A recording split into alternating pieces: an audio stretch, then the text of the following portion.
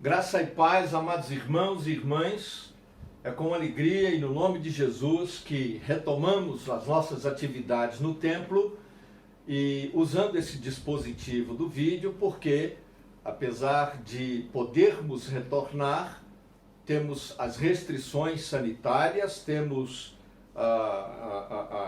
as exigências de prevenção, né, e de proteção da vida no decreto municipal. Então nós estamos procurando cumpri-las para a honra e glória do Senhor. Meu nome, todos que me conhecem, eu sou o pastor Fernando Fernandes, aqui da Primeira Igreja Batista em Penápolis. Primeira Igreja Batista em Penápolis, é uma alegria compartilhar sobre a palavra de Deus. E eu quero falar, nessa ocasião, justamente sobre essa questão da retomada.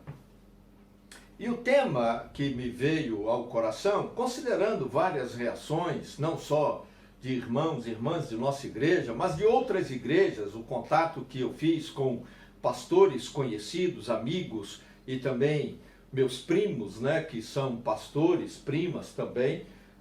Então, eu pensei sobre essa questão da retomada e o tema que me veio ao coração foi voltar, mas sem deixar de entrar. Calma, você vai entender, mas o tema é esse: voltar, mas sem deixar de entrar. E eu quero tomar o texto de Mateus capítulo 5, os versos de 17 a 20. Jesus, no Sermão do Monte, ensinando aos seus discípulos e a nós, igreja, ele diz: não pensem que vim abolir a lei ou os profetas, não vim abolir, mas cumprir. Digo a verdade, enquanto existirem céus e terra, de forma alguma desaparecerá da lei a menor letra ou menor traço, até que tudo se cumpra. Todo aquele que desobedecer a um desses mandamentos, ainda que dos menores, e ensinar os outros a fazerem o mesmo, será chamado menor no reino dos céus. Mas todo aquele que praticar e ensinar esses mandamentos será chamado grande no reino dos céus. Pois eu digo que, se a justiça de vocês não for superior à dos fariseus e mestres da lei, de modo nenhum entrarão no reino do céu.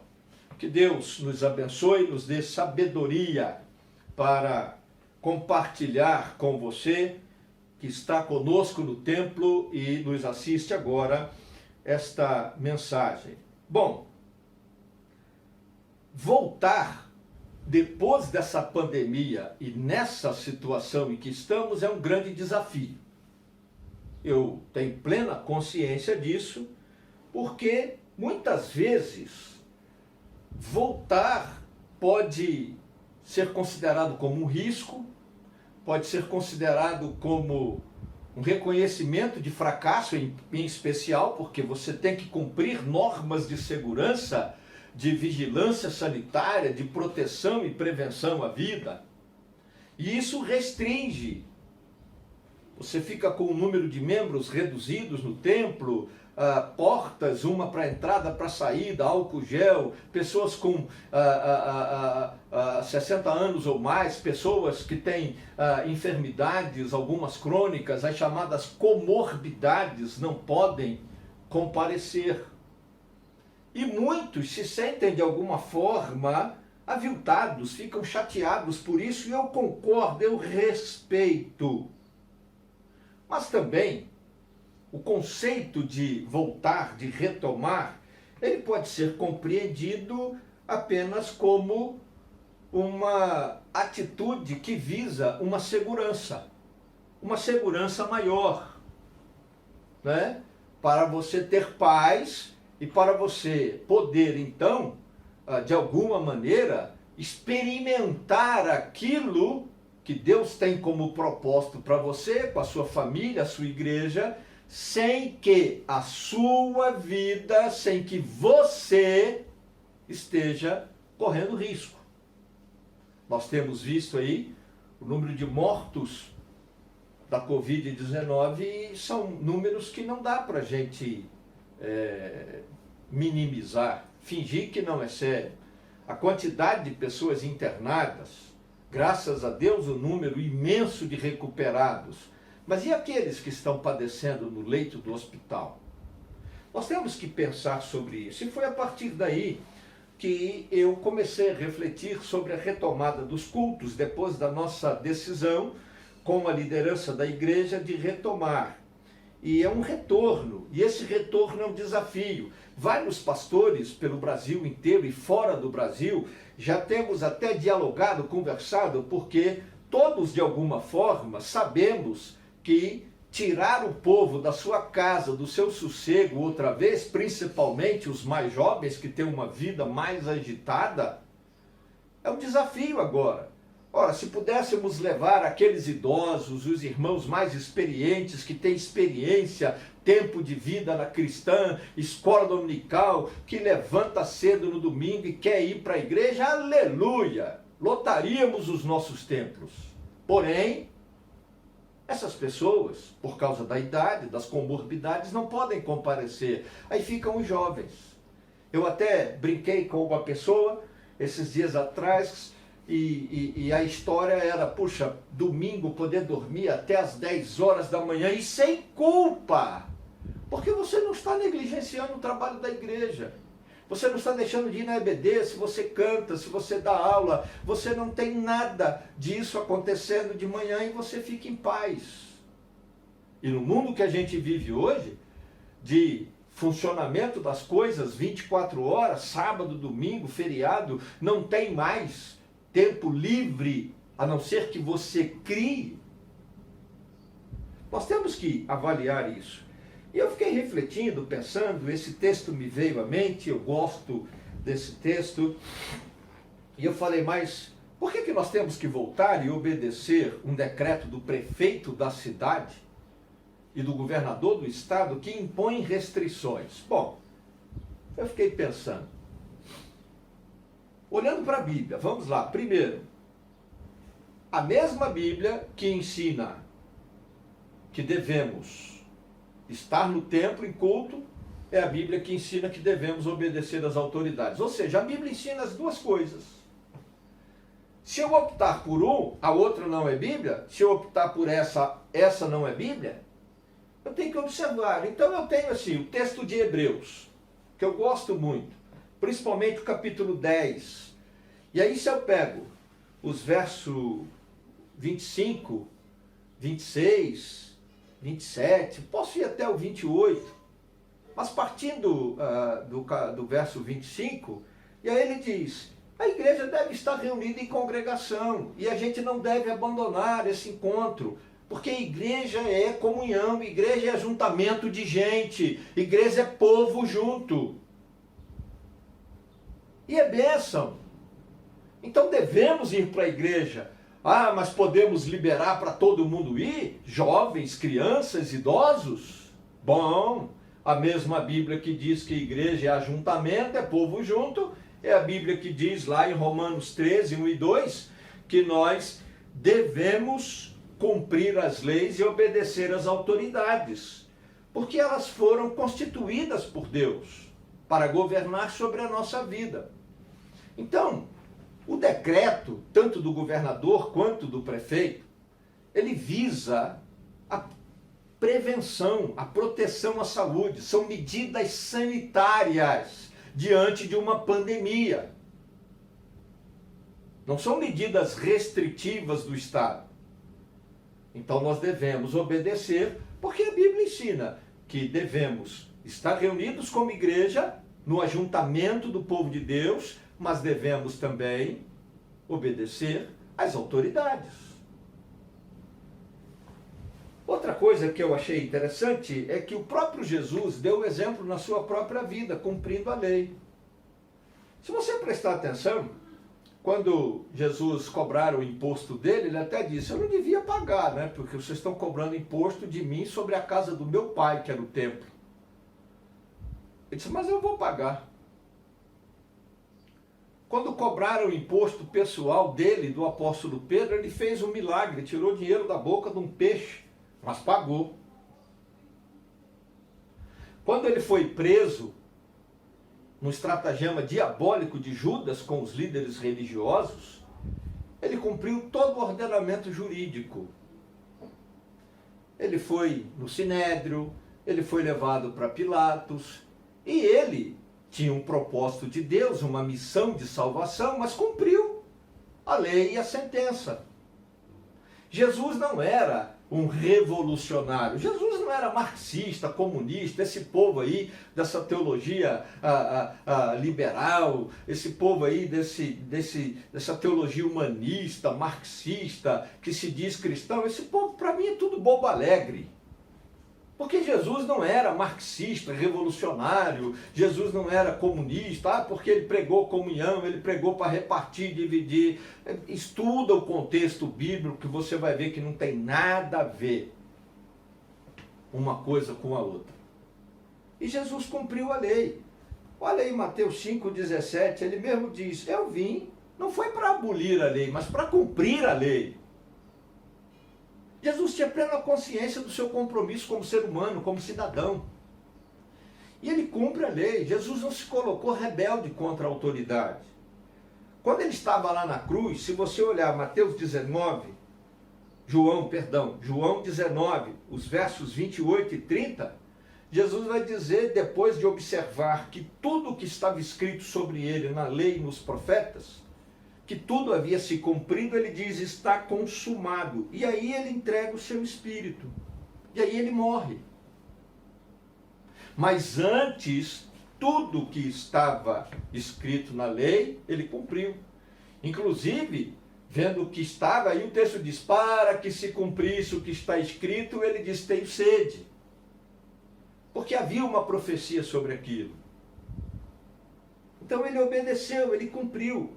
E aí então é que ele entrega o seu espírito, entrega para a minha, para a sua, para a nossa salvação, para nos fazer igreja, seu corpo vivo aqui na terra, para pregar o evangelho. Não há demérito, não há pecado, não há diminuição de fé, de poder, de autoridade espiritual. Pelo contrário, penso eu que cumprir as leis, as normas sanitárias, sim, é testemunho de fé. E é autoridade espiritual. Porque eu não posso pregar para um cidadão que não adianta ele falar que o prefeito, o presidente não é prefeito dele, porque ele não votou, se eu mesmo não obedeço às normas, como igreja. Então, eu entendo a inquietação de algumas pessoas, a minha própria eu não gostaria de estar pregando por um vídeo, eu gostaria de estar dentro do templo com vocês. Eu gosto dessa convivência, quem me conhece sabe, eu gosto de abraçar, eu gosto de beijar, e é todo mundo, são homens, são jovens rapazes, são moças, são senhoras adultas, crianças, eu gosto de brincar com esse povo todo, de abraçar meus meninos, minhas meninas, como eu trato os idosos, minhas jovens, como eu trato as mulheres de meia idade, minhas filhotas, como eu trato, meus filhotes, como eu trato os rapazes, as moças, jovens, adolescentes, os filhões, né, como eu tenho alguns que exercem liderança, eu digo, e aí filhão, tudo bem e tal? Mas eu não posso, existe uma regra, existe um decreto, que diz, pastor, fique em casa, proteja a sua vida. E como eu quero cumprir o propósito de Deus na minha vida, na pregação do Evangelho, eu obedeço à lei. Para encerrar, eu quero deixar bem claro para os irmãos e irmãs que desobedecer à lei, às leis, e também às leis das autoridades humanas, é apequenar o reino de Deus, é injustiça cometida e corremos o risco da condenação no inferno. Porque Jesus diz assim, se você ensinar as pessoas a cumprir a lei, se você obedecer e ensinar, você é grande no reino de Deus, mas se você não obedece, não ensina a obedecer, você é pequeno. Por isso que eu digo que é apequenar o reino. E eu não tenho esse direito, eu não tenho essa autoridade de apequenar o reino. O reino é de Deus, não é meu. Eu sou trabalhador do reino, eu sou servo de Cristo, servo de Deus. E aí ele diz também, olha, é injustiça se você não faz o que é certo fazer, desobedecendo a lei. Porque a justiça de vocês tem que ser maior do que a justiça do mundo. Ora, eu chego em alguns lugares, eu vejo que não tem álcool gel, eu tenho que ir no médico, às vezes eu tenho que ir na farmácia, já precisei ir no banco. Eu vejo que a pessoa está sem máscara e tudo mais. Só que o problema não é comigo, eu vou cumprir, fazer o que é certo, porque eu não sou injusto. Eu não vou avaliar a minha conduta, a minha justiça em relação porque a igreja tal abriu para todo mundo entrar, porque a igreja tal nem nunca fechou. Queridos, Deus os abençoe, os livre e os guarde, mas eu não sou daquela igreja, eu não sou pastor daquela igreja, eu sou o pastor Fernando da Primeira Igreja Batista em Penápolis. E a minha conduta não se orienta pela conduta deles, a minha conduta se orienta pela palavra de Deus. A conduta da nossa igreja não se orienta pela igreja deles, mas pela palavra de Deus. Nós não fazemos porque os outros fazem. Nós fazemos porque Deus diz que é certo fazer. Nós deixamos de fazer não é porque um decreto diz que não é para fazer. Nós deixamos de fazer porque Deus diz que nós temos que obedecer um decreto do governador e do prefeito. E aí, a gente tem que correr o risco de perseverar na fé. Porque Jesus diz assim, olha, se vocês nivelarem por baixo, igual todo mundo faz, inclusive um monte de religiosos, porque os mestres da lei e os fariseus eram religiosos. Ele falou, se você nivelar por baixo, de modo nenhum você entrará no reino do céu. E aí por isso o tema, voltar, mas não deixar de entrar. Eu não estou falando do templo, eu estou falando da salvação. Devemos voltar a estar reunidos como igreja, mas essa volta não pode interferir a nossa fé, a nossa comunhão com Deus, a nossa espiritualidade. Nós somos salvos por Jesus, somos cidadãos do reino, a igreja é a agência do reino, então nós temos que voltar como igreja para os cultos, para a celebração, para a pregação do evangelho, mas isso não pode ser impedimento pela obstinação, pela rebeldia, pela desobediência de que pessoas sejam salvas no nosso meio. Porque não seremos bênção. Se a lei não afronta a nossa fé, se a lei não afronta a Deus, se a lei não nos impede de pregar, nós temos que obedecer. Somente quando a lei é contra Deus, contra a pregação, contra a nossa fé, aí sim, Atos, capítulo 5, 29. Importa antes obedecer a Deus do que aos homens. Mas ali, eles foram proibidos de pregar. E não é o caso, querido. Nós podemos abrir, não é o caso, minha querida. Nós podemos abrir e nós podemos pregar. Aleluia, glória a Deus. As pessoas vão voltar a ouvir os nossos louvores. A mensagem do Evangelho da salvação em Cristo Jesus. E neste caso, a lei visa a proteção à vida. A lei visa dar uma segurança sanitária, proteger a nossa saúde, a nossa vida, para que nós possamos pregar o Evangelho. E por isso devemos cumprir a lei. Queridos, voltamos. Aleluia. E é bênção de Deus. Mas esse retorno não pode ser impedimento para que outras pessoas que hão de ouvir a nossa pregação não entrem no céu. Esse retorno tem que ser com poder e autoridade espiritual, concedidas pelo Espírito Santo de Deus, validando a nossa pregação e dizendo: voltamos para dizer à sociedade: só Jesus Cristo salva.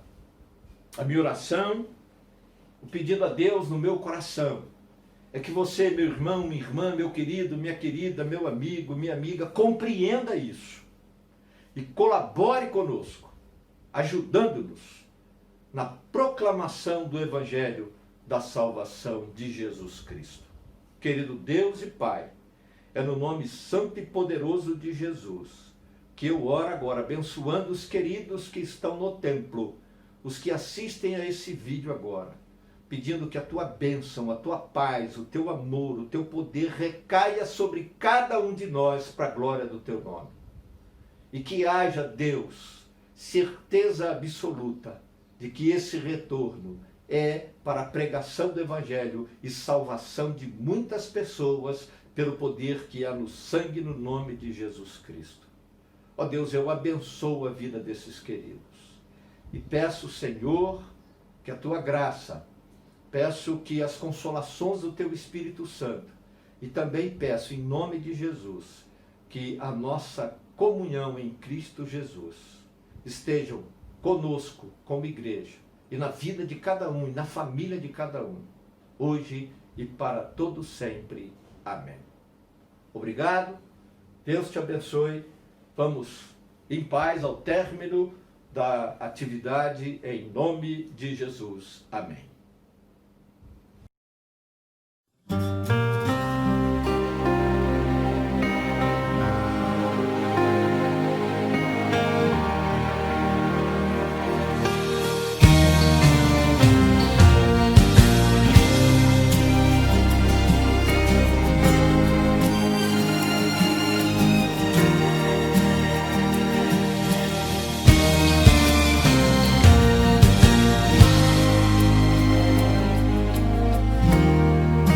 Existe uma canção em cada um de nós. Foi Deus quem escreveu pra Ele mesmo ouvir. O inimigo quer tirar ela de mim, mas serei fiel até o fim. Integrante sou do coral celestial. O meu maestro disse que eu sou especial. Não vivo mais eu, quem vive em mim é Ele. Estou ensaiando pra cantar no céu pra Ele. No coral eu quero cantar, declarar que Ele é santo, santo, infinitamente adorar, dizendo que Jesus é santo, santo. A composição do céu vai cantar quem for fiel. O hino da vitória será meu troféu. No coral eu quero cantar, declarar que Ele é santo, santo, infinitamente adorar, dizendo que Jesus é santo, santo. A composição do céu vai cantar quem for fiel. Vou erguer o meu troféu.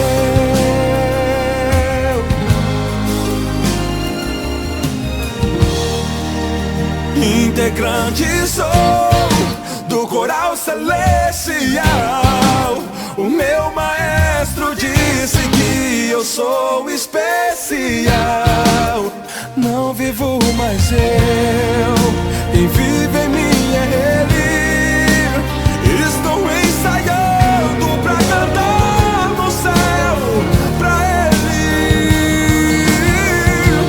No coral eu quero cantar, declarar que Ele é santo, santo, infinitamente adorar, dizendo que Jesus é santo, santo. A composição do céu vai cantar quem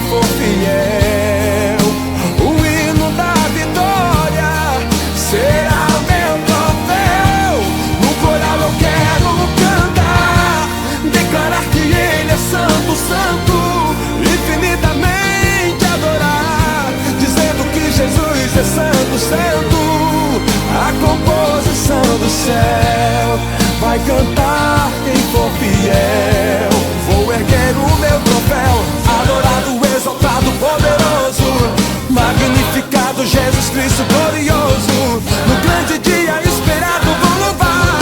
Santo é o Senhor, adorado, exaltado, poderoso, magnificado Jesus Cristo glorioso. No grande dia esperado vou louvar. Santo é o Senhor. No coral eu quero cantar infinitamente adorar. A composição do céu vai cantar quem for fiel. O hino da vitória será o meu troféu. No coral eu quero cantar, declarar que Ele é santo, santo, infinitamente adorar, dizendo que Jesus é santo.